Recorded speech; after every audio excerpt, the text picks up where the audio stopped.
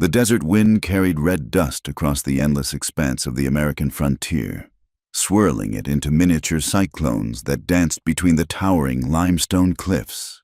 The sun blazed mercilessly overhead, turning the sky into a dome of brass that pressed down upon the earth with suffocating heat. In this unforgiving landscape of 1873, where jagged mountains thrust upward like broken teeth and dry valleys carved deep scars into the land, death was as common as the scorpions that scuttled beneath the rocks. Margaret Sullivan pressed herself against the shade of a massive boulder, her once fine blue cotton dress now torn and stained with blood and dirt. Her fair skin, unsuited for this harsh climate, had already begun to blister under the relentless sun. She clutched her side where a bullet had grazed her ribs during the attack 2 days prior, when bandits had descended upon their small wagon train like vultures upon carrion. The memory of screams and gunfire still echoed in her mind, mingling with the image of her father falling from the wagon seat, his eyes vacant before he hit the ground. She had run then, a coward's flight into the desert while others died behind her. Now, with her water gone and her strength fading, Margaret wondered if a quick death might have been more merciful than this slow withering under the desert sun. Her lips were cracked and bleeding, her tongue swollen in her mouth. Each breath felt like inhaling fire. The sound came first, the soft padding of unshod horses moving across sand and stone. Margaret's heart, already racing from dehydration and fear, thundered even harder. She pressed herself deeper into the shadow, knowing it was futile. In this open land, there was nowhere to truly hide. They appeared like ghosts from the heat-shimmer 5 Apache warriors, their faces painted with ochre and charcoal, their dark eyes scanning the terrain with the practiced ease of those born to this land. Their leader, a man with gray streaking his long black hair, raised his hand, and the group stopped. He had seen her tracks. Margaret closed her eyes, waiting for the arrow or bullet that would end her suffering. Instead, she heard voices speaking in a language she didn't understand, harsh consonants and flowing vowels that seemed to mirror the landscape itself. When she opened her eyes, they had surrounded her, their expressions unreadable. The youngest among them dismounted with fluid grace. Margaret guessed he couldn't be more than 25 winters, though the desert aged all who lived in it, unlike the others, whose faces held the hard lines of seasoned warriors. His features retained something she couldn't quite name. Perhaps it was the way his dark eyes studied her with curiosity rather than immediate hostility. He wore traditional Apache dress, a cotton shirt, leather leggings, and moccasins that made no sound on the rocky ground. A rifle rested easily in his hands, and a knife hung at his belt, but he made no move to use either. The older warrior barked something at him, gesturing toward Margaret with his chin. The young man responded in the same language, his tone respectful but firm. Whatever he said caused the others to exchange glances, and Margaret caught the flash of disagreement in their faces. Without warning, the young warrior stepped forward and grasped her arm. His grip was strong but not cruel, and he pulled her to her feet. Margaret's legs, weakened by days without proper food or water, buckled immediately. She would have fallen, but he caught her, supporting her weight with surprising gentleness. "Please," she whispered, her voice barely a croak. "Water." The warriors conferred again, their voices rising and falling like the desert wind. Finally, the young one who held her reached for the water pouch at his side. The leader's hand shot out, gripping his wrist, and spoke sharply. Margaret didn't need to understand the words to recognize the rebuke. But the younger man met his elder's gaze steadily, and, after a long moment, the grip loosened. The water was warm and tasted of leather, but to Margaret, it might have been the finest wine. She drank greedily until the warrior pulled the pouch away, shaking his head. Too much too fast would make her sick. She understood this even through her desperation. They bound her hands with rawhide strips and set her on one of their spare horses. As they rode deeper into Apache territory, Margaret noticed how the young warrior kept glancing back at her, as if to ensure she hadn't fallen. Each time their eyes met, she saw something flicker in his expression, not pity exactly, but perhaps recognition of shared humanity in this inhuman land. The Apache camp materialized from the landscape as if it had grown from the earth itself. Wickiups dotted the area near a seasonal stream, their dome shapes blending with the surrounding hills. Women paused in their work to stare as the war party arrived, and children peered out from behind their mothers' skirts. An elderly woman spat on the ground as Margaret passed, and the gesture needed no translation. They brought her before the Council of Elders, where she knelt in the dust, her bound hands resting on her thighs. The discussion that followed was animated and heated. Margaret caught one word repeated often: spy, though it sounded different in their tongue. She wanted to protest, to explain that she was merely a survivor, but her throat had closed with fear, and she doubted they would understand her words anyway. The young warrior who had given her water stood among the men, his posture straight and proud. When he spoke, his voice carried authority despite his youth, but Margaret could see the tension in his shoulders, the way his hand occasionally moved toward the knife at his belt, not to use it, but as if seeking reassurance from its presence. As the sun began its descent toward the western mountains, painting the cliffs in shades of orange and red, the council reached its decision. The eldest among them, a man whose face bore the deep lines of countless summers, pointed at Margaret and spoke in measured tones, though she couldn't understand the words. The gravity in his voice and the grim nods of the other elders told her everything she needed to know. Two warriors seized her arms and dragged her to the center of the camp. Her eyes found the young warrior in the crowd, and for a moment, their gazes locked. She saw something shift in his expression, a tightening around his eyes, a muscle jumping in his jaw. He took a half-step forward before catching himself, his internal struggle written plainly across his features. As they forced her to her knees in the dust, Margaret heard the whistle of leather through air and understood what was to come. She had heard stories of Apache justice, swift and merciless. The sun continued its descent, casting long shadows across the camp, and somewhere in the distance, a coyote howled, a lonely, mournful sound that seemed to echo the fear in her heart. The young warrior stood rigid among his people, his dark eyes never leaving her face. In them, Margaret saw reflected her own recognition of injustice, the same awareness that she was caught in forces beyond her control. As the first blow approached, she wondered if he would stand there and watch, another silent witness to the cruelty that marked this untamed frontier, or if the compassion she had glimpsed in his eyes would overcome the weight of tradition and expectation. The desert wind picked up, swirling dust devils through the camp, as if the very land itself was restless with anticipation.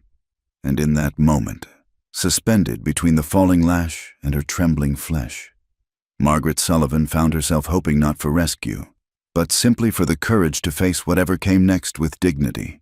The same dignity she saw struggling in the eyes of the Apache warrior who watched her with such conflicted intensity.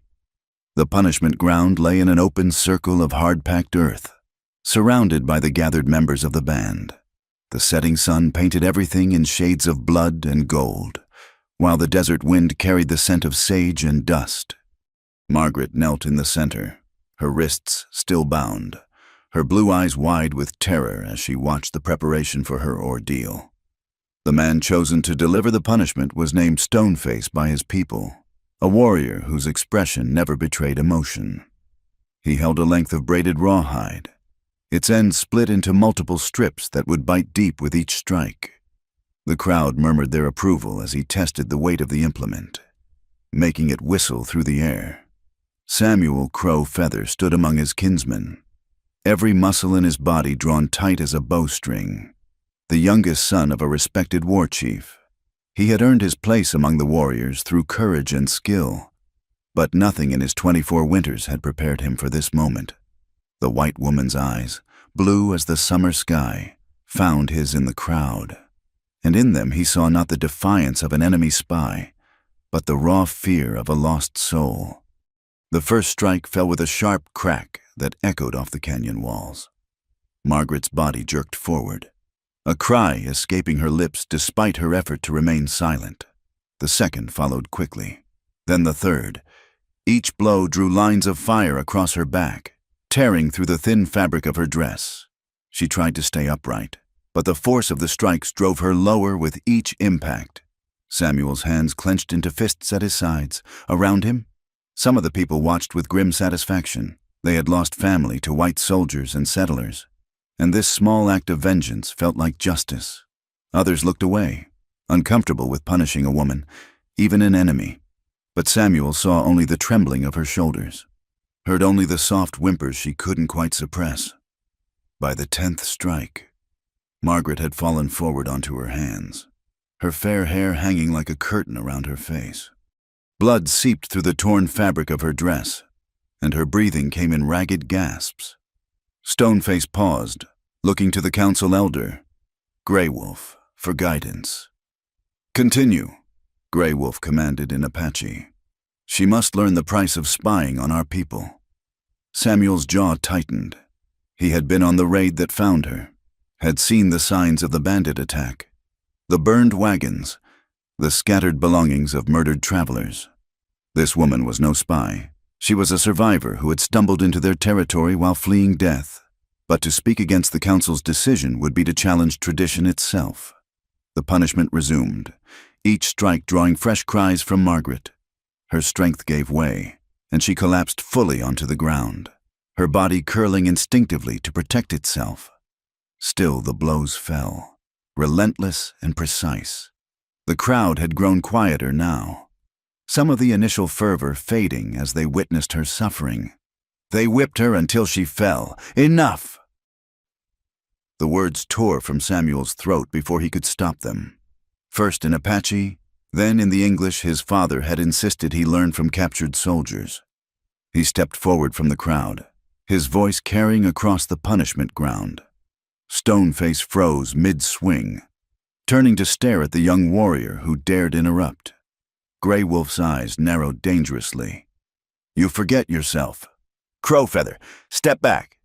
But Samuel had already crossed a line, and he knew there was no retreating from it. "She is no spy," he declared, his voice steady despite the hammering of his heart. "Look at her, sunsick, shot, half dead from thirst. We found her fleeing bandits, not sneaking into our camps. That is for the council to decide, not an impulsive young warrior." Grey Wolf replied coldly, "Return to your place, or share her punishment." The threat hung in the air like smoke from a signal fire.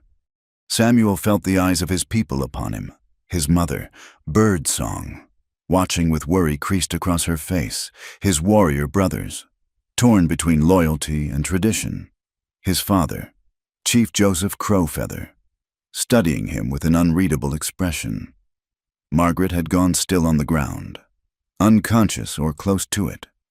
Blood pooled in the dust beneath her, and her breathing was shallow and uneven. In that moment, Samuel saw not an enemy, but simply a human being broken by the endless cycle of violence that plagued this land. "Then I choose to share it," Samuel said quietly, beginning to remove his shirt. A ripple of shock ran through the crowd. For a warrior to voluntarily take punishment meant for an enemy was almost unheard of. But before Stoneface could raise the lash again, Samuel had moved. In 3 quick strides, he reached Margaret's crumpled form and gathered her into his arms. "No," he said firmly, cradling her against his chest. "No more." The crowd erupted in voices, some angry, some confused, a few quietly supportive. Grey Wolf's face darkened with rage. "You bring shame upon your family. Crowfeather, you choose a white woman over your own people?" "I choose mercy over cruelty," Samuel replied, feeling the woman's blood soaking through his shirt. "I choose to break the circle of vengeance that has brought nothing but more death to our lands. If that brings shame, then I will bear it." His father finally spoke, his deep voice cutting through the chaos. "My son has made his choice. By our law, he has the right to claim her as his responsibility.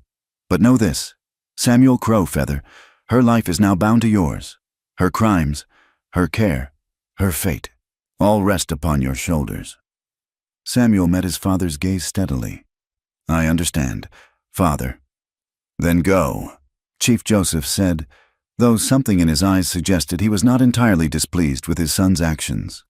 Take her to your dwelling. But know that many will not forgive this readily." Samuel lifted Margaret more securely in his arms, shocked by how light she felt, how fragile.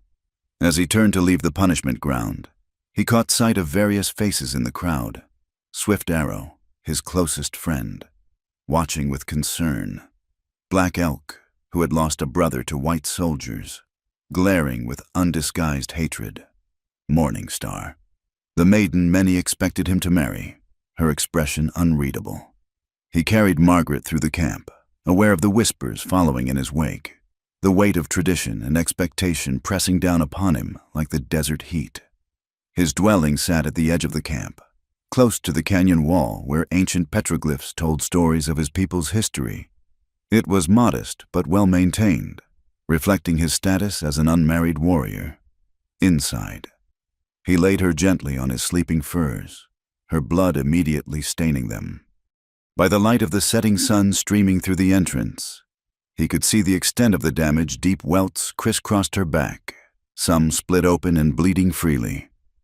Her dress was ruined, offering little protection or modesty. Samuel had tended wounded warriors before, but his hands trembled slightly as he began to clean her injuries. He spoke to her in soft Apache, though he knew she couldn't understand, telling her she was safe now, that he would protect her. It was as much to calm himself as her. As night fell over the desert, bringing its familiar chill, Samuel maintained his vigil. He cleaned and dressed her wounds with plants his mother had taught him to use, desert willow for pain, Apache plume to stop bleeding. Margaret stirred occasionally, whimpering in her delirium, speaking words in English he only partially understood, names perhaps, places that meant nothing to him but clearly everything to her. Outside, he could hear the camp settling for the night, but also the undercurrent of discontent. His actions had divided the band, and he knew there would be consequences. Some would see his mercy as weakness, others as a betrayal of all they had lost to white expansion. But as he watched Margaret's fevered face in the firelight, saw the way she clutched at the furs even in unconsciousness, he knew he could not have stood by and watched her die. The desert wind howled through the canyons, and somewhere in the distance, drums began to beat, whether in warning or lamentation. Samuel couldn't tell. He had defied his people, claimed an enemy as his responsibility, and set in motion events he couldn't foresee. But for now, in the flickering light of his fire, with this broken stranger depending on him for life itself, he felt something he hadn't expected. Not regret, but a strange sense of rightness, as if this moment had been waiting for him all along. As the night deepened and the stars emerged in their ancient patterns, Samuel Crowfeather kept his watch, knowing that when dawn came, both their lives would be forever changed. The choice had been made in an instant, born of compassion rather than calculation, and now he would live with its consequences, whatever they might be. The fever dreams came in waves, pulling Margaret Sullivan down into darkness before releasing her back to a reality she couldn't quite grasp. Sometimes she was back in the wagon, watching her father fall. Sometimes she was running through the desert, her feet bleeding on sharp stones. But always, when the nightmares grew too terrible, she heard a voice, deep and soothing, speaking words she didn't understand but somehow found comforting. On the third day, she woke fully for the first time. The pain hit immediately. Her back felt like it had been set ablaze, and every movement sent fresh agony through her body. She was lying on her stomach on soft furs, and the air smelled of smoke, leather, and something herbal. Panic seized her as memory returned, and she tried to push herself up. "No move," a voice said in heavily accented English. "You hurt, must rest." Margaret turned her head slowly, her neck stiff and painful. The Apache warrior who had carried her from the punishment ground sat cross-legged nearby, grinding something in a stone bowl, in the soft light filtering through the dwelling's entrance. She could see him more clearly than she had before. His face was younger than she'd first thought, with high cheekbones and intelligent dark eyes that watched her with concern rather than hostility. "Water?" she whispered, her throat raw. Samuel, though she didn't yet know his name, immediately reached for a water gourd. He helped her drink, supporting her head with surprising gentleness. The water was cool and tasted of mint, soothing her parched throat. "Why?" Margaret asked when she could speak again. "Why did you save me?" He seemed to consider the question, his brow furrowing as he searched for the English words. "You, not spy," he said finally. "You—" He made a gesture with his hands, miming someone running. "Escape, like rabbit from hawk, not right to punish." "They'll kill you for helping me," Margaret said, remembering the anger in the crowd. "Maybe," Samuel admitted with a slight shrug. "But I not let them kill you. My choice, He paused, frustrated by the language barrier. "My duty now." Over the following days, a routine developed. Samuel tended her wounds with the same medicinal plants, changing the dressings with practiced care. He brought her food, simple fare of corn mush, dried meat, and wild berries, and made sure she drank plenty of water. When the pain grew too intense, he would brew a tea from desert willow bark that brought blessed relief. Margaret learned his name was Samuel Crow Feather, that his father was a chief, and that his actions had indeed caused great controversy in the band. Through the entrance of the dwelling, she could sometimes see other Apache passing by. Some peered in with curiosity, others with open hostility. Once, an older woman spat at the ground near the entrance and said something sharp in Apache. Samuel's jaw tightened, but he didn't respond. "What did she say?" Margaret asked. "Not important," Samuel replied, but she could see the hurt in his eyes. As her strength slowly returned, Margaret began to observe her unlikely protector more closely. He moved with the fluid grace of a natural warrior, but there was a gentleness to him that seemed at odds with the violence of his world.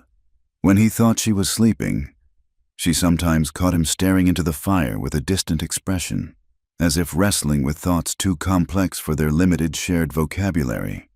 One evening, as the sun painted the canyon walls crimson, Samuel brought out a small object wrapped in deer hide. Inside was a book, battered and worn, with pages yellowed by age. Margaret gasped in recognition. It was a Bible, with English text. "Where did you get this?" she asked, running her fingers over the familiar words. "Missionary man," Samuel explained. "Come many seasons ago. Teach some of us English. Reading. He die of fever. Leave this." He handed it to her almost shyly. "You read. Help me understand better." Margaret nodded, tears pricking her eyes. It had been so long since she'd seen anything from her world. She opened to a random page and began to read aloud, her voice growing stronger with each word. Samuel listened intently, occasionally asking her to repeat a phrase or explain a word. As the days passed, these reading sessions became a regular occurrence. Margaret would read, and Samuel would practice his English, growing more fluent with each conversation. In return, he taught her Apache words, simple things at first. Water, too. Fire, ko. Thank you. He. But their growing connection did not go unnoticed. One morning, Margaret woke to the sound of angry voices outside. She recognized Samuel's voice, firm but respectful, and another man's, harsh and demanding, though she couldn't understand the words. The tone was clear. Someone wanted her gone, or worse. Samuel entered the dwelling with a troubled expression. "Black Elk," he explained. "His brother killed by white soldiers 2 summers ago. He says I bring curse on our people by protecting you. Says you should face justice." "Maybe he's right," Margaret said quietly. "I've brought you nothing but trouble?" Samuel's eyes flashed. "No, you bring no trouble. Trouble already here, in hearts full of hate, in endless fighting. You—" He paused, searching for words. "You remind me there can be different way." That night, Margaret lay awake despite her exhaustion. Through the smoke hole at the top of the dwelling, she could see stars. The same stars she'd watched from her family's wagon just weeks ago. How quickly life could change. She thought, how strange that her savior should come in the form of an Apache warrior, when all her life she'd been taught to fear them. She thought of Samuel's hands, so gentle as they tended her wounds, the same hands that could undoubtedly wield weapons with deadly skill. She thought of the risk he'd taken, the ongoing price he was paying for his mercy, and for the first time since the attack, she felt something other than fear or pain, a warm flutter of gratitude that bordered on something deeper. A sound made her turn her head. Samuel sat by the dying fire, keeping watch as he did every night. In the dim light, she could see the tension in his shoulders, the weight of his choice bearing down on him. "Samuel?" she whispered. He turned, surprised to find her awake. "You need something? Water? Medicine?" "No," Margaret said softly. "I just thank you, for everything." Even in the dim light, she could see his expression soften. He moved closer, sitting beside her sleeping furs. "You getting stronger," he said. "This is good, but—" He hesitated, then continued. "Soon must decide. Cannot stay here forever. Too dangerous." "Where would we go?" Margaret asked, then caught herself. "I mean, where would I go?" Samuel was quiet for a long moment. "Maybe we find place," he said finally.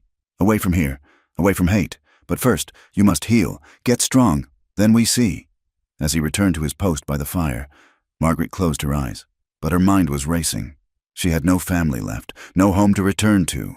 The world she'd known was gone, destroyed by violence and loss.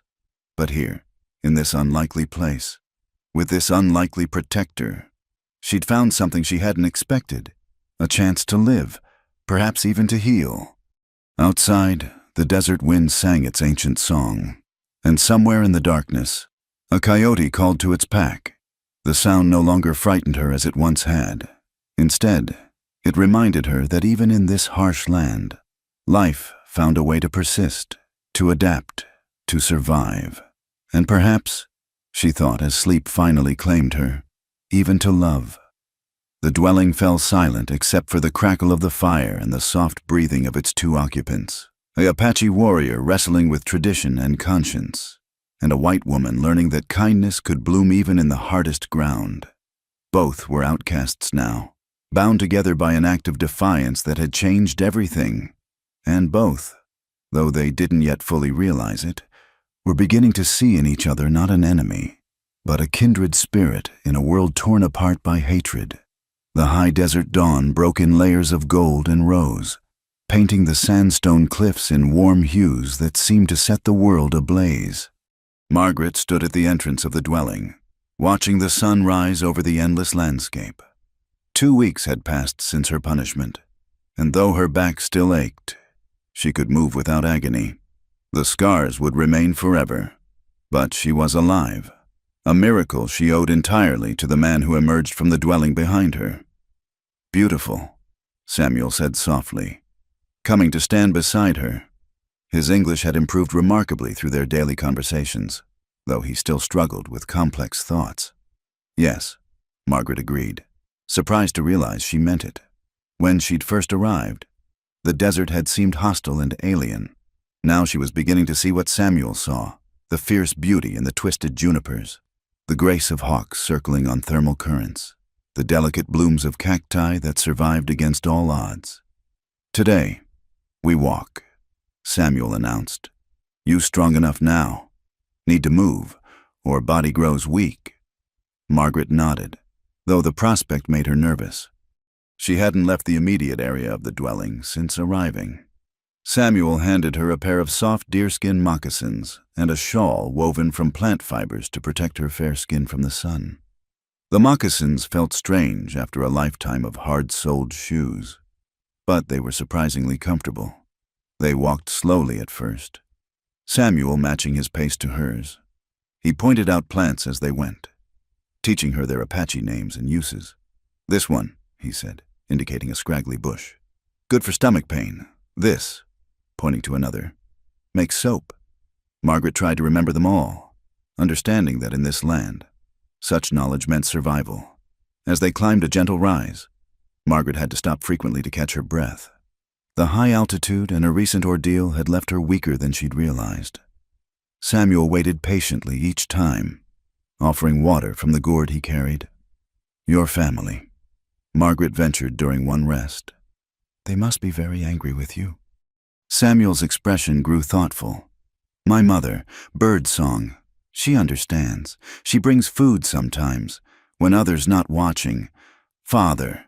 He paused, choosing words carefully. Father is chief. Must think of all people, not just one son, but I think deep inside. He not angry, maybe even proud, though he cannot say. And the others. Some very angry. Yes, Black Elk speaks against me in council. Says I betray Apache way. His jaw tightened. But Apache way also teaches mercy. We not monsters white people think we are. They reached the top of the rise, and Margaret gasped. Before them stretched a hidden valley, green with cottonwoods following a stream bed. It seemed impossible, this oasis in the harsh landscape. But there it was, proof that life could flourish even here. My secret place, Samuel said with a shy smile. Come here to think, to be alone. Now I share with you. They made their way down to the stream, where the clear water bubbled over smooth stones. Margaret knelt and cupped the cold water in her hands, splashing it on her face. When she looked up, she found Samuel watching her with an expression she couldn't quite read. Tell me, he said suddenly, sitting on a flat boulder. Tell me about your life before, your family. Margaret settled beside him, careful not to sit too close. Despite their growing friendship, she was acutely aware of the boundaries between them. I grew up in Ohio, she began. My father was a minister. My mother died when I was 12, taken by scarlet fever. Father decided to go west, to bring God's word to the frontier settlements. He said it was his calling. Calling? Samuel questioned. When God tells you to do something, Margaret explained, then smiled sadly. Though I wonder now if God really called him to die in this desert. Maybe God called him to bring you here, Samuel suggested quietly. Margaret looked at him sharply, but his expression was sincere. That's a strange thing to say. Is it? You read to me from your Bible. It says God works in mysterious ways. Yes, maybe. He hesitated, then continued. Maybe we both needed to learn something. You learn Apache are not all savage killers. I learn whites are not all greedy destroyers. Maybe this is plan. They sat in comfortable silence, listening to the water and the wind in the cottonwoods. Margaret found herself studying Samuel's profile, the strong line of his jaw, the way his hair fell past his shoulders, the thoughtful cast to his features. He was handsome, she realized with a start, in a way completely foreign to the pale, soft men she'd known in Ohio. What about you? She asked, forcing her thoughts to safer ground. Have you always lived here? Born here? Samuel confirmed, This land is in my blood, my bones. Every rock, every canyon has story. My grandfather's grandfather knew these places. His expression grew distant. When I was boy, there were more of us, more bands, more warriors. Now. He gestured helplessly. Now we grow fewer each season.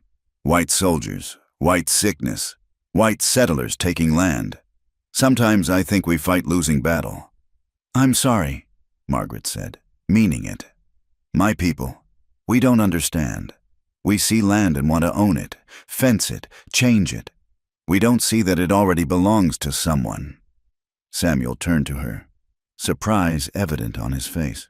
You understand this? I'm beginning to, Margaret admitted. Being here, seeing how you live with the land instead of against it, it's opened my eyes. They stayed by the stream until the sun reached its zenith, then made their way back. The return journey was harder, the heat pressing down mercilessly. Margaret stumbled once, her legs trembling with exhaustion, and without hesitation, Samuel steadied her, his arm around her waist. The contact sent an unexpected jolt through her, not fear, but something warm and unsettling. That evening, as Margaret read from the Bible by firelight, she was acutely aware of Samuel's presence across from her. The dwelling that had once seemed foreign now felt almost like home, and the man who had saved her felt less like a captor and more like, what? A friend? Something more. Read the part about Ruth again. Samuel requested. He seemed particularly drawn to that story. A woman leaving her homeland to follow someone to a strange land. Margaret found the passage and read, "And Ruth said, Entreat me not to leave thee, or to return from following after thee, for whither thou goest, I will go, and where thou lodgest, I will lodge, thy people shall be my people." She stopped, her throat suddenly tight. The words felt too relevant, too close to their own situation. When she looked up, Samuel was watching her intently. "Beautiful words," he said softly. "Ruth was brave woman. Like you." "I'm not brave," Margaret protested. "I was terrified. I ran while others died. I'm only alive because of your mercy." "Surviving takes courage," Samuel countered.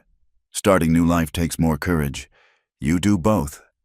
A commotion outside interrupted whatever response Margaret might have made. Samuel tensed, moving swiftly to the entrance. After a brief exchange in Apache with someone outside, he returned, his expression troubled. "What is it?" Margaret asked. "Council meets tomorrow. About us. About what to do." He sat down heavily. "Black Elk gains support. Others say my protection cannot last forever, that you must leave or face judgment again." Fear crawled up Margaret's spine. "What will you do?" Samuel met her eyes, and in them she saw determination mixed with something else, something that made her heart beat faster. "I made promise. You under my protection. This not change." He paused, then added quietly, "Even if means we both must leave." "You would leave your people, your family, for me?" "For what is right," Samuel corrected, but his eyes said more than his words. That night, Margaret lay awake long after Samuel had settled by the fire for his nightly vigil. Through the smoke hole, the stars wheeled in their eternal dance, indifferent to human troubles. She thought about the stream in the hidden valley, about Samuel's arm around her waist, about the way he'd said "we" when speaking of leaving. She thought, too, about the life she'd lost, the orderly world of church socials and proper courtship, of corsets and calling cards. That world seemed like a dream now, insubstantial as morning mist. This world, harsh, dangerous, but somehow more honest, had become her reality. And at the center of it stood a man who had risked everything to save her, who continued to risk everything to protect her. Margaret rose quietly and moved to where Samuel sat.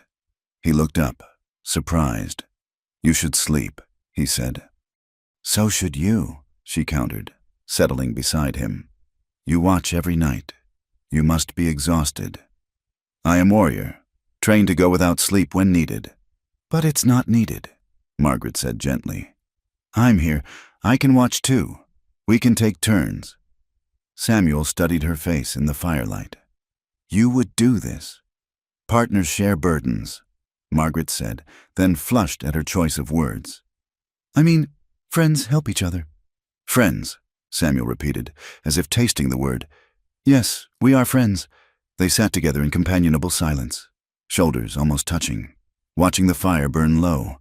Outside, the desert night sang its ancient songs, and Margaret felt something shift between them, a recognition, perhaps, that they were no longer protector and protected, but two souls finding connection in an unlikely place. Tomorrow would bring challenges. The council would meet, decisions would be made, and their fragile peace might shatter. But tonight, in the warm circle of firelight, with the vast desert stretching endlessly beyond, they had this moment of understanding, and, for now, that was enough. The council gathered as the sun reached its peak, casting short shadows across the meeting ground. The most respected men of the band sat in a circle, their faces grave with the weight of decision. At the center of their deliberations stood Samuel Crow Feather, his posture straight and proud, despite the hostility radiating from several members. Margaret watched from the entrance of a nearby dwelling where birdsong, Samuel's mother, had hidden her. The older woman's face showed the strain of recent days, torn between supporting her son and maintaining her place in the community. She gripped Margaret's hand as the proceedings began. Grey Wolf, the eldest council member, spoke first. His voice carried the authority of many winters, though age had worn it thin. We gather to address the disruption brought by Crowfeather's actions. He has taken an enemy under his protection, fed her from our stores, tended her with our medicines. This cannot continue. Black Elk rose next, his scarred face twisted with anger. The white woman is a curse upon us. Since she arrived, the hunting has been poor. The rain stays away. These are signs. The spirits are angry. My brother's ghost cries out for justice, and instead, we harbor his killer's kind. She killed no one, Samuel interjected firmly. She fled from bandits who murdered her family. Would you punish the rabbit for the wolf's hunger? You speak of rabbits and wolves. Black Elk spat. I speak of invasion. How many treaties have the whites broken? How many of our people lie in unmarked graves? And you would bring one into your dwelling, tend her like a wife. A murmur ran through the gathered crowd at this accusation. Margaret felt her cheeks burn, even as Birdsong squeezed her hand in warning to remain silent. Swift Arrow, Samuel's childhood friend, stood to speak. His words were measured, seeking middle ground. Crowfeather has always walked his own path. His heart is good, but perhaps misguided. Could we not send the woman to the nearest fort, let her own people care for her, and have her lead soldiers back to us? Another warrior called out. Tell them our numbers, our location. That is foolishness. Chief Joseph Crowfeather had remained silent throughout, but now he rose. The assembly quieted immediately, according him the respect due to a war chief. My son has brought difficulty upon us, this is true, but let us not forget, he acted from mercy, not weakness. This is also the Apache way. Mercy for enemies leads to death. Black Elk countered. Your son grows soft, influenced by missionary teachings and white man's books. He forgets who he is. Samuel's jaw tightened at this insult, but he maintained his composure. I forget nothing. I remember my grandfather's stories of when we traded peacefully with the Mexicans, before wars made enemies of all. I remember the Apache code, that a warrior's strength is shown not just in taking life, but in preserving it when honor allows. Margaret watched, her heart racing. Even without understanding all the words, she could feel the tide of opinion in the crowd. Many nodded at Black Elk's words, their faces hard with remembered losses. Samuel stood almost alone, with only his father's ambiguous support and a few uncertain allies. Then Morningstar stepped forward. Margaret recognized her as the beautiful young woman who often passed by Samuel's dwelling with longing glances. She spoke clearly, her melodious voice carrying across the assembly. I have watched Crowfeather these past weeks. She said, yes, he tends the white woman. But I have also seen him continue his duties, hunting, standing guard, maintaining his weapons. He has not forgotten his responsibilities to the people. Perhaps, she paused, seeming to gather courage. Perhaps the spirits test us not with curses, but with choices. How we treat the helpless speaks of who we are. Black Elk scoffed. Pretty words from a maiden hoping to win back a warrior's attention. Tell us, Morningstar, do you speak from wisdom or jealousy? Morningstar's eyes flashed, but before she could respond, Samuel stepped forward. Enough. If you have accusations, speak them to me. Leave others out of your anger. Very well, Black Elk said, his voice dropping dangerously. I challenge your right to protect this woman. Face me in combat. If you win, she stays under your protection. If I win, she faces justice for the crimes of her people. A collective intake of breath swept through the crowd. Combat challenges were serious matters, rarely invoked except in cases of severe dispute. Margaret didn't need translation to understand what had just happened. Her protector had been called out, and Black Elk was known as one of the fiercest warriors in the band. Samuel didn't hesitate. I accept. No! The word escaped Margaret before she could stop it. She broke free from Birdsong's grip and pushed through the crowd. Please don't do this because of me. I'll leave. I'll go now. No one needs to fight. Her appearance caused an uproar. She wasn't supposed to be there, and her interruption of sacred proceedings shocked even those sympathetic to her plight. But Samuel moved quickly to her side, placing himself between her and the angry faces. You see? Black Elk shouted. She corrupts our ways, speaks when women should be silent, disrupts our counsel. This is what comes of weakness." Samuel's father raised his hand for silence. The white woman spoke from fear, not disrespect. "But she has no voice here." "Crowfeather, remove her. The challenge stands unless you withdraw." Samuel turned to Margaret, his dark eyes intense. "Go with my mother," he said quietly in English. "This is my choice, my fight. He'll kill you," Margaret whispered, tears streaming down her face. "I've seen the hatred in his eyes. Please, Samuel, my life isn't worth yours."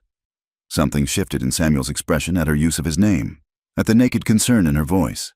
He reached out, briefly touching her cheek, a gesture so tender and unexpected that it silenced the murmuring crowd. "Every life has worth," he said simply. "Yours no less than any. Go now. Trust me." Birdsong appeared at Margaret's elbow, gently but firmly leading her away. As they retreated, Margaret heard the council setting terms for the combat at sunset, hand to hand, until one yielded or could no longer fight. The afternoon passed in a blur of preparation. Warriors sharpened weapons and painted themselves for the ceremony. Women prepared the combat circle, clearing stones and marking boundaries. Margaret paced in Birdsong's dwelling like a caged animal, while the older woman tried to offer comfort through gestures and broken English. "My son, he's strong," Birdsong said, grinding herbs with practiced motions. "Quick like fox, smart like crow. Black Elk's strong too, but angry. Anger makes stupid. Black Elk has killed before," Margaret said. "Samuel told me. He's one of your best warriors." Birdsong nodded slowly. "Yes, but Samuel fight for more than pride. Fight for—" She struggled with words, then placed her hand over her heart. "Fight for this." As the sun began its descent, painting the cliffs in shades of blood and gold, the entire band gathered around the combat circle. Margaret stood with the women, her pale skin and blue eyes marking her as foreign as a star fallen to earth. She spotted familiar faces, Swift Arrow looking concerned, Morning Star maintaining a neutral expression despite the worry in her eyes, Chief Joseph standing with the stoic dignity of his position. The combatants entered the circle from opposite sides. Black Elk had painted his face and chest with the symbols of war, his muscled body gleaming with bear grease. He carried a war club and moved with the confidence of a man who had never known defeat. Samuel wore simpler paint, just a few marks on his cheeks and arms. He had chosen a knife and moved with fluid grace, his expression calm and focused. When his eyes found Margaret in the crowd, he gave an almost imperceptible nod. Grey Wolf spoke the ritual words, invoking the spirits to witness honorable combat. Then he stepped back, and the fight began. Black Elk charged immediately, his war club whistling through the air where Samuel's head had been a moment before. The younger warrior danced aside, his knife flashing out to score a thin line across Black Elk's ribs. First blood to Samuel, but Black Elk barely seemed to notice. They circled each other, testing, probing for weaknesses. Black Elk's style was all power and aggression, each swing of his club capable of crushing bones. Samuel relied on speed and precision, darting into strike before dancing away from retaliation. Margaret watched with her heart in her throat, wincing each time Black Elk's weapon came close to connecting. Around her, the crowd shouted encouragement to both fighters, caught up in the primal spectacle despite the serious stakes. The fight intensified as the sun sank lower. Both men bled from multiple cuts, their breathing harsh in the thin mountain air. Black Elk's frustration grew visible. Samuel refused to stand still long enough for a decisive blow, and the accumulated small wounds were taking their toll. Then it happened. Samuel mistimed a dodge, and Black Elk's club caught him in the ribs with a glancing blow. Margaret heard the crack of bone and bit back a scream as Samuel staggered. Black Elk pressed his advantage, raining down blows that Samuel desperately deflected with his knife. Just when it seemed Samuel would be overwhelmed, he did something unexpected. Instead of retreating, he stepped inside Black Elk's reach, accepting a punishing blow to his shoulder to get close enough to strike. His knife found the pressure point in Black Elk's wrist, forcing him to drop the club. In the same motion, Samuel swept Black Elk's legs, sending the larger man crashing to the ground. Before Black Elk could recover, Samuel was on him, knife at his throat. The crowd fell silent, waiting. By rights, Samuel could claim victory now. Black Elk's life was his to take or spare. "Yield," Samuel said, his voice carrying clearly despite his labored breathing. "This fight serves no purpose. Yield, and let there be peace between us." Black Elk's eyes burned with humiliation and rage. For a moment, Margaret thought he would refuse, would force Samuel to kill him rather than accept defeat. Then, through gritted teeth, he spoke the ritual words of surrender. Samuel stepped back immediately, offering his hand to help Black Elk rise. The gesture was refused with a snarl. But the fight was over. Samuel had won. Margaret's protection was assured, at least for now. As the crowd dispersed, Margaret rushed to Samuel's side. He was swaying on his feet, blood running from numerous wounds, his left arm hanging at an awkward angle from the blow to his shoulder. "You fool," she said, tears streaming down her face as she supported his weight. "You beautiful, brave fool. You could have died." Samuel managed a pained smile, but did not. "You safe now. Worth everything." That night, as Margaret tended Samuel's wounds with the same gentle care he had shown her, she realized something had fundamentally changed. The looks from the other Apache, while not friendly, held a grudging respect. Samuel had proven his conviction with blood and courage. More importantly, she realized as she watched his face relax in sleep, she had found something she never expected in this harsh land, someone willing to risk everything for her, not because of duty or honor, but because he believed in the simple truth that every life had worth. Outside, the stars wheeled overhead, and the desert wind carried the sound of distant drums. The challenge was met. The immediate crisis passed, but Margaret knew this was far from over. Black Elk's hatred hadn't dimmed, and the fundamental conflict between their peoples remained. Yet for tonight, in the quiet of the dwelling with Samuel's steady breathing filling the silence, she allowed herself to hope that love might indeed bridge the chasm between their worlds. The attack came in the deepest hour of night, when the moon had set and only starlight illuminated the camp. Margaret woke to Samuel's hand over her mouth, his eyes wide with urgency in the darkness. Outside, she could hear muffled sounds, the soft scrape of moccasins on dirt, the whisper of steel being drawn from sheaths. "Stay quiet," Samuel breathed in her ear. "Black Elk's followers, they come for you." Terror flooded through Margaret's veins as shadows moved past the dwelling entrance. Samuel had recovered from the combat challenge, but his left shoulder still pained him, limiting his fighting ability. They were outnumbered and trapped. A figure burst through the entrance, one of Black Elk's cousins, knife gleaming. Samuel met him with his own blade, the clash of metal sharp in the confined space. Margaret scrambled back, searching desperately for anything to use as a weapon. Her hands found the heavy stone pestle Birdsong had given her for grinding corn. Another attacker entered from behind the first. Samuel, engaged with his opponent, couldn't turn to face the new threat. Without thinking, Margaret swung the pestle with all her strength, catching the second man in the temple. He dropped like a felled tree. "The back!" Samuel shouted, gesturing toward a gap he'd cut in the dwelling's hide wall days ago, an escape route he'd prepared after the council meeting. Margaret dove through, Samuel right behind her after landing a disabling blow to his attacker. They ran into the desert night, barefoot and barely dressed. Behind them, shouts erupted as their escape was discovered. Margaret's feet found every sharp stone and thorny plant, but adrenaline drove her forward. Samuel caught her hand, guiding her through the darkness with the sure knowledge of one born to this land. They reached the hidden valley just as the eastern sky began to lighten. Samuel pulled her behind a cluster of boulders, both of them gasping for breath. In the growing light, Margaret could see blood seeping through the bandages on Samuel's shoulder. The fight had reopened his wounds. "Let me look," she insisted, but he shook his head, listening intently. In the distance, they could hear their pursuers, at least 4 or 5 men, calling to each other as they searched. "They will track us," Samuel said grimly. "I must lead them away. You follow stream north. Find place to hide." "No." Margaret's voice was firm despite her fear. "We stay together or not at all. I won't let you sacrifice yourself for me again." "Margaret." "No."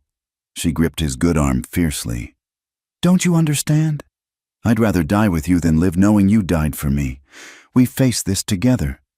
Something shifted in Samuel's expression, surprise giving way to an emotion that made Margaret's heart race despite their desperate situation. "Together," he agreed softly. They moved deeper into the valley, using the stream to mask their tracks. The cottonwoods provided cover, but Margaret knew it was temporary. Their pursuers were experienced trackers who knew this land as well as Samuel did. As they paused to drink from the stream, Samuel suddenly pulled her close, pressing them both against the trunk of a large cottonwood. Through the leaves, Margaret glimpsed movement, 2 warriors passing barely 20 feet away. She held her breath, acutely aware of Samuel's body pressed against hers, his heart beating as rapidly as her own. The warriors passed, but both Samuel and Margaret knew they'd return. They had to find better cover. Samuel led her to a narrow crack in the canyon wall, barely wide enough for a person to squeeze through. Inside, it opened into a small cave, hidden from view. "Wait here," Samuel instructed. But Margaret caught his arm. "What are you planning?" "To end this," he said simply. "Black Elk broke tribal law by attacking under cover of night. If I can reach my father, tell him." His words were cut off by a shout from outside. They'd been found. Samuel pushed Margaret deeper into the cave, then turned to face their attackers. The narrow entrance meant they could only come at him one at a time. It was defensible. But for how long? The first attacker appeared in the entrance. Samuel met him with desperate fury, his knife work precise despite his injury. Margaret watched in horror and awe as he fought, holding the entrance against multiple assailants. But she could see him tiring, his wounded shoulder failing him. When the 4th attacker fell back, bloodied, Margaret heard Black Elk's voice outside. "Give us the woman, Crowfeather, and you can live. This is not about you anymore." "She is under my protection," Samuel called back, his voice strained. "That was decided by combat." "Combat you won through trickery," Black Elk spat. "Stand aside or die with your white witch." Margaret couldn't bear it anymore. These men would kill Samuel to get to her, all because of hatred and old wounds that had nothing to do with either of them personally. She made a decision. "Samuel," she said quietly, moving up behind him. "I'm going out there." "No." He turned to her, his face fierce. "I won't let them, and I won't let them kill you." Margaret interrupted. She touched his face gently, feeling the wetness of blood and sweat. "You've protected me with everything you have. Let me protect you now." Before he could stop her, she squeezed past him and stepped into the dawn light. The attackers froze, surprised by her sudden appearance. Black Elk stood among them, his face painted for war. "Here I am," Margaret said, her voice stronger than she felt. "But I ask you, what honor is there in this? Attacking in darkness like cowards. Is this the Apache way Samuel taught me about? You dare speak of our ways?" Black Elk snarled. "I speak of what I've learned," Margaret replied, lifting her chin. "That Apache warriors value courage and honor, that they protect the helpless, that they—" She gasped as one of the men grabbed her roughly, but continued. "That they are better than the murderers who killed my family? Or are you proving that you're just the same?" Her words hit their mark. She saw uncertainty flicker across some faces. Black Elk's expression darkened further. "Pretty words won't save you, white woman. Then let me speak plainer words." A new voice commanded. Chief Joseph Crowfeather emerged from the cottonwoods, accompanied by a dozen warriors, including Swift Arrow. "Release the woman. Now!" The authority in his voice was absolute. Black Elk's followers immediately let Margaret go, stepping back. Black Elk himself stood defiant but isolated. "You break our laws," the chief continued, his voice cold with controlled anger. "Attack in night like coward. Defy council's decision. Bring shame on your family name. I seek justice. Black Elk protested. This woman is under my son's protection, recognized by combat. Chief Joseph interrupted. Your personal hatred does not override tribal law. He turned to his warriors. Take them back to camp. The council will decide their punishment. As Black Elk and his followers were led away, Samuel emerged from the cave, swaying on his feet. Margaret rushed to support him, and this time Chief Joseph noticed how naturally they moved together, how gently she held his wounded son. The chief studied them for a long moment, then spoke. You cannot stay here. My son, Black Elk has followers, and this hatred runs deep. Even my protection cannot guarantee safety forever. I know, Father, Samuel said quietly. Chief Joseph's expression softened slightly. There is a place, 2 days north, where the canyon meets the old Spanish trail, a trading post run by a man named McAllister. He is unusual, married to a Mexican woman. They ask no questions, trade fairly with all peoples. He paused. It is not the life I wished for my son, but perhaps it is the life the spirits have chosen for you. Margaret felt tears prick her eyes. Chief Crowfeather, I'm sorry. I never meant... You fought for my son's life. The chief interrupted, his gaze appraising. Stood between him and danger. Perhaps you are not the weak creature I assumed all white women to be. A ghost of a smile touched his lips. Take care of him, Margaret Sullivan. He will need your strength in the days ahead. As the sun climbed higher, casting long shadows across the canyon, they returned to camp under guard. The attack had changed everything. What had been difficult was now impossible. They had to leave, and soon. That night, as Margaret helped Samuel prepare for their departure, she found herself fighting tears. This wasn't how she'd imagined her life, fleeing into the unknown with a man from a different world. But as she watched Samuel carefully wrapping their few possessions, including the Bible that had brought them together, she realized she couldn't imagine any other life now. Are you certain? Samuel asked softly, reading her expression. The path ahead is dangerous, uncertain. You could go to Fort Grant, find your own people. Margaret silenced him with a gentle touch to his lips. My people are dead. You're my people now. Samuel Crowfeather, whither thou goest, I will go. He caught her hand, pressing it to his cheek. In his dark eyes, she saw her own fears and hopes reflected. They were outcast now, belonging fully to neither world. But perhaps, in that space between worlds, they could create something new. Birdsong came to say goodbye, pressing a bag of supplies into Margaret's hands and speaking rapidly to Samuel in Apache. Margaret caught her own name several times and the older woman's tone, though she couldn't understand the words. When Birdsong turned to her, she surprised Margaret by embracing her briefly. You strong, Birdsong said in her limited English. Keep my son safe, make happy. As dawn broke over the desert, Samuel and Margaret rode out of the Apache camp on the 2 horses Chief Joseph had provided. Behind them lay the world they knew, his defined by tradition and blood, hers destroyed by violence. Ahead lay uncertainty, danger, and the faint hope of a life lived on their own terms. Samuel reached across the space between their horses, taking Margaret's hand. His grip was warm and steady, a promise without words. Together they faced the rising sun, 2 souls bound by choice rather than chance, riding toward whatever destiny awaited them in the vast expanse of the American frontier. The desert stretched endlessly before them, painted in shades of gold and red by the morning light. It was a hard land, unforgiving and brutal, but it was also a land of hidden beauty, of surprising tenderness, of connections forged in the most unlikely circumstances. And as their horses carried them toward the unknown, Margaret allowed herself to believe that love, brave, defiant, unexpected love, might be enough to see them through. The Red Rock Canyon where they made their shelter seemed carved by ancient gods, its towering walls striped with layers of geological time. A hidden spring emerged from a crack in the stone, feeding a small pool before disappearing again into the earth.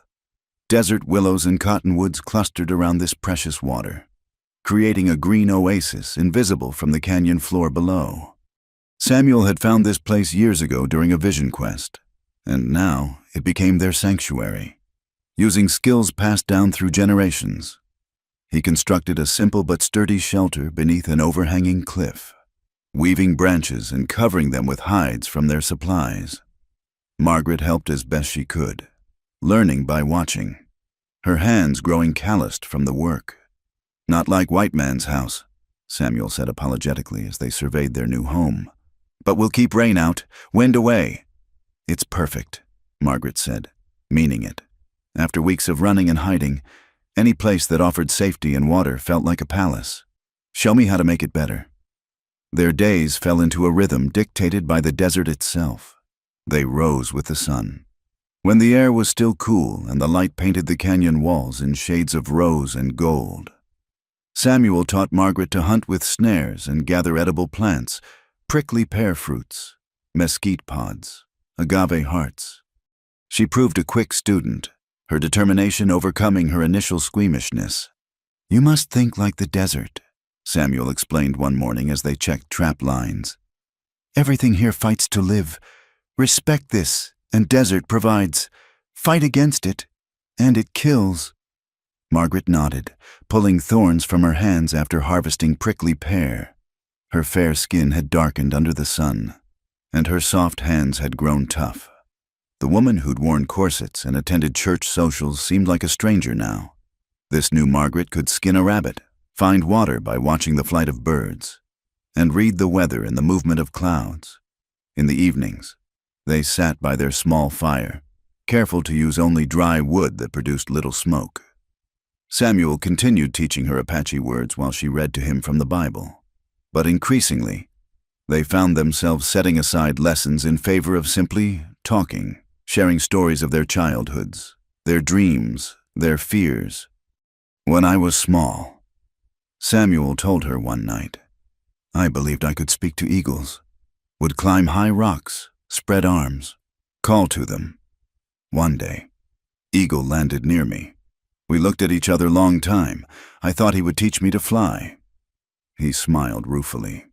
"Instead, he taught me patience. Sat there whole day, waiting for something. Never knew what. But I learned to be still, to watch." "And did you ever see him again?" Margaret asked, captivated.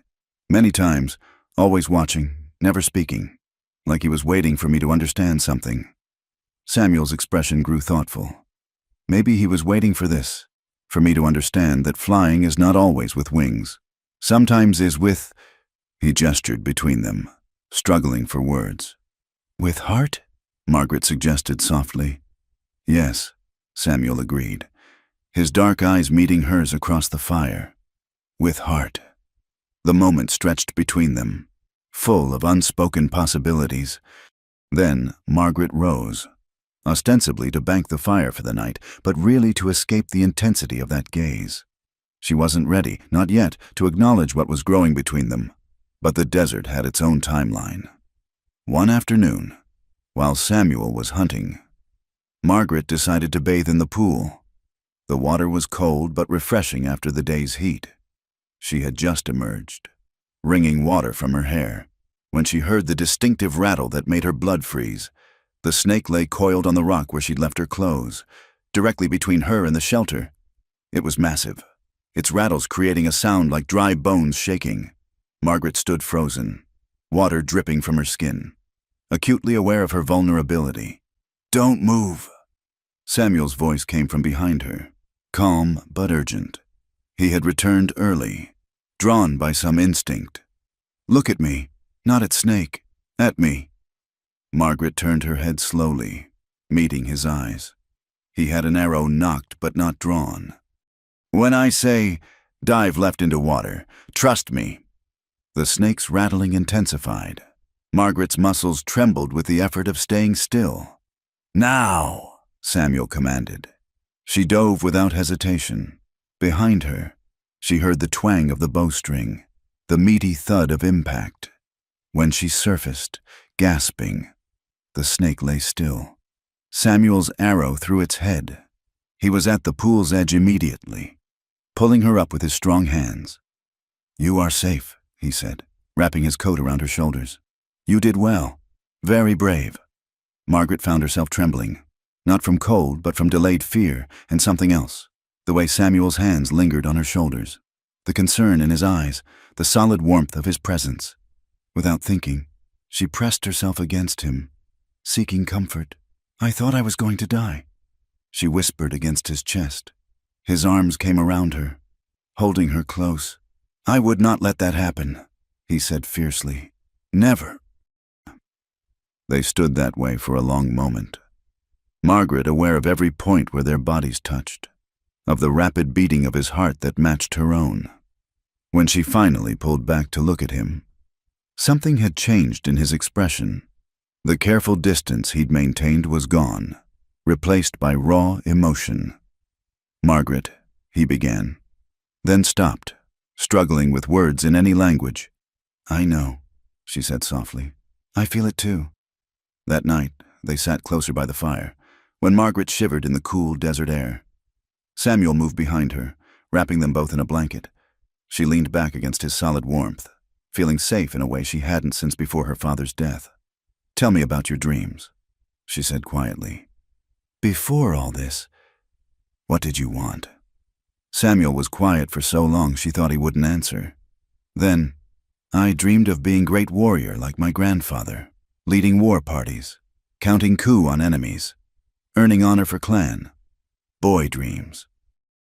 His arms tightened slightly around her. "Now I dream different dreams." "What kind of dreams?" "Dreams of peace, of place where Apache and white can live without hate, where children can grow without fear of soldiers or raiders, where—" he paused, his breath warm against her hair, "where man and woman can choose each other without bringing war." Margaret turned in his arms to face him. In the firelight, his features were both familiar and foreign, the strong jaw, the high cheekbones, the eyes that had first shown her mercy when tradition demanded cruelty. "It's not just a dream," she said. "We're living it, here, now. We're proving it's possible." "Are we?" Samuel asked, his hand coming up to cup her cheek. "Can two people make a world, if those two people are brave enough?" Margaret whispered. The kiss was inevitable, as sunrise, soft at first, tentative, then deeper as weeks of careful distance dissolved. Margaret had been kissed before, chaste pecks from suitable young men back in Ohio. This was different, wild and sweet and dangerous as the desert itself. When they finally broke apart, both breathing hard, she saw her own wonder reflected in Samuel's eyes. "I should not," he said, even as his hands framed her face. "You are under my protection. To take advantage, you're not taking anything I'm not freely giving." Margaret interrupted. "We're not Apache or white here. We're just Samuel and Margaret, just us." They kissed again, and this time there was no hesitation. The fire burned low as they explored this new territory between them, as dangerous and beautiful as the land around them. When exhaustion finally claimed them, they slept as they had sat, wrapped in each other's arms. Two hearts beating as one against the vast silence of the desert night. In the morning, Margaret woke to find Samuel watching her, his expression soft with an emotion she now dared to name. "Good morning," she said, suddenly shy. "Best morning," he corrected, brushing a strand of hair from her face. "Every morning with you is best morning." They rose and went about their daily tasks, but everything had changed. Every glance carried weight. Every accidental touch sent sparks through their skin. They were crossing into unknown territory, but Margaret found she wasn't afraid. How could she be, with Samuel beside her? That evening, as the sun set in spectacular fashion, painting the sky in purples and oranges, they stood together at the edge of their hidden valley. The desert stretched endlessly in all directions, harsh and beautiful and utterly indifferent to human concerns. "My people believe," Samuel said quietly, "that when two souls choose each other, the spirits of the land witness and bless, that the earth itself remembers." He took her hand, threading their fingers together. "I choose you, Margaret Sullivan, Not because tradition says, not because circumstance forces, but because my spirit recognizes yours." Margaret felt tears prick her eyes. "And I choose you, Samuel Crowfeather, in this wild place, with only the desert as witness. I choose you." As if in response to their words, a golden eagle circled overhead, its cry echoing off the canyon walls. Samuel smiled, remembering his childhood story. Maybe now Eagle thinks I understand. Flying is not leaving Earth, is finding someone who makes Earth feel like sky. They sealed their informal vow with a kiss as the stars began to emerge. Two souls bound by choice and love in a land that demanded both strength and tenderness for survival. Whatever tomorrow brought, whether discovery by Samuel's people or Margaret's, whether acceptance or continued exile, they would face it together. The desert night embraced them, and in their hidden sanctuary, love bloomed as fierce and resilient as the cacti flowers that could survive in the harshest ground. They had found in each other not just passion, but partnership, the rarest treasure in any land.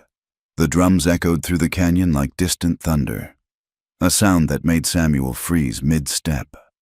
Margaret saw the recognition in his eyes. These weren't war drums, but ceremonial ones. His people had found them. They emerged from the rocky shadows like ghosts, 20 Apache warriors led by Swift Arrow, Samuel's childhood friend. But instead of weapons drawn, they carried ritual items. At their center walked an elderly woman Margaret had never seen before, her white hair braided with feathers and beads. "Grandmother Singing Rain," Samuel breathed, his voice filled with awe and concern. "She is our band's spirit woman. She never leaves camp unless—" The old woman approached with surprising grace for her years. Her eyes, clouded with age but sharp with wisdom, studied Margaret intently before turning to Samuel. She spoke in Apache, her voice carrying the weight of prophecy. "She says," Samuel translated, his voice thick with emotion, "that the Spirit spoke to her in dreams, that the path of hatred leads only to death for our people, that sometimes the Great Spirit sends teachers in unexpected forms." Singing Rain reached out and took Margaret's hand, her touch paper dry but gentle. She spoke again, and this time Margaret caught her own name among the Apache words. "She says you have the heart of a warrior." Samuel continued, "that you chose love over fear, understanding over prejudice, that the spirits have seen and approved." Swift Arrow stepped forward, his face grave. Black Elk and 5 followers left the band after his night attack. They seek to join the hostile bands in the south, to continue the warpath. The council met for 3 days. Many spoke of tradition, of change, of survival. He paused, meeting Samuel's eyes. "Your father spoke last. He said his son had shown him that courage comes in many forms, that perhaps it is time to find new ways." Margaret felt Samuel's hand find hers, squeezing tightly. Hope bloomed in her chest, fragile as a desert flower. "The council offers choice." Swift Arrow continued, "Return to the band, both of you, as recognized members, or take the blessing of the people and make your own path. Either way, you are no longer outcasts." Grandmother Singing Rain spoke again, gesturing toward the hidden spring, the sheltered canyon, the life they'd built here. Samuel translated, "She says this is a good place, a place where new things can grow, where children of 2 worlds might learn to walk in both." Samuel looked at Margaret, a question in his eyes. She understood without words. This was their choice to make together. "We are grateful for the council's wisdom," Margaret said, surprising everyone by speaking in the Apache phrases Samuel had taught her. "But our path leads forward, not back. We will build something new here, a bridge between worlds." The old woman smiled, the expression transforming her weathered face. She reached into her pouch and withdrew 2 items, a turquoise amulet on a leather cord and an eagle feather. She placed the amulet around Margaret's neck and the feather in Samuel's hand, speaking words that sounded like a blessing. "She says," Samuel's voice was husky, "that we are bound now in the eyes of the spirits, that what we build here will echo through generations, that our children will carry both strengths, Apache resilience and white determination. As the sun reached its zenith, the Apache delegation prepared to leave. But first, they unloaded supplies from their horses, food, tools, blankets, even a rifle with ammunition. Chief Joseph had sent provisions for their new life. Swift Arrow embraced Samuel, then surprised Margaret by taking her hands. "You saved my friend," he said in careful English. "Not from death, but from a life half lived. For this, you will always have my gratitude." As the Apache disappeared into the canyon's maze, Margaret and Samuel stood together, overwhelmed by the unexpected turn of events. They were no longer exiles, but pioneers of a new way. "Your father," Margaret said wonderingly. "He accepted us. He is a wise man." Samuel replied, "Sees that world changes whether we wish it or not. Better to guide change than be crushed by it." In the days that followed, they worked with renewed purpose. The simple shelter became a proper dwelling, expanded with the tools the band had provided. Samuel hunted while Margaret developed a small garden near the spring, coaxing life from the desert soil. They were building more than a home. They were creating a symbol of what was possible. One evening, as they sat watching the sunset paint the canyon walls in brilliant hues, Margaret felt a flutter in her belly. She'd suspected for weeks but hadn't been certain. Now, with the blessing of both their peoples, she felt ready to share the news. "Samuel," she said softly, "we're going to need to expand our home again." He looked at her questioningly, and she took his hand, placing it on her still flat stomach. His eyes widened with understanding, then filled with a joy so pure it took her breath away. "A child," he whispered. "Our child. The first of the bridge children," Margaret said, remembering Singing Rain's words. "Born of two worlds, belonging to both." Samuel pulled her close, and they sat in silence, absorbing this new miracle. Around them, the desert began its evening symphony. Coyotes calling, owls hooting, the wind singing through the rocks. It was a harsh land still, demanding and unforgiving. But it was their land now, blessed by love and acceptance, witness to the possibility of unity. As the stars emerged in the vast sky above, Margaret thought of the journey that had brought them here. From that terrifying day when she'd been captured, through pain and prejudice, to this moment of perfect peace. The woman who'd fled across the desert in a torn blue dress was gone, replaced by someone stronger, someone who'd learned that home wasn't a place, but a person. "I love you," she said in Apache, the words still new on her tongue. "And I love you," Samuel replied in English, his pronunciation perfect now. "Forever, until the mountains crumble and the desert blooms." They went inside their dwelling as the coyotes sang to the moon, two hearts united against all odds, carrying within them the hope of a future where their child could walk proudly in both worlds. The desert had tested them, broken them down, and rebuilt them stronger. Now it sheltered them, a vast and ancient witness to love's triumph over hate. In the distance, thunder rumbled, not war drums this time, but the promise of rain. The desert would bloom, as it always did after storms, and in a hidden canyon where red rocks touched the sky, two people who should have been enemies wrote a different story, one of courage, understanding, and a love as enduring as the land itself. Thank you so much for listening to this tale from the Wild West. I'd love to know where you're enjoying this story. Are you driving through the countryside, relaxing at home, or perhaps on a long journey? Please subscribe to the From Wild West channel and share your thoughts in the comments below. Let's connect over these stories of love, courage, and the untamed frontier.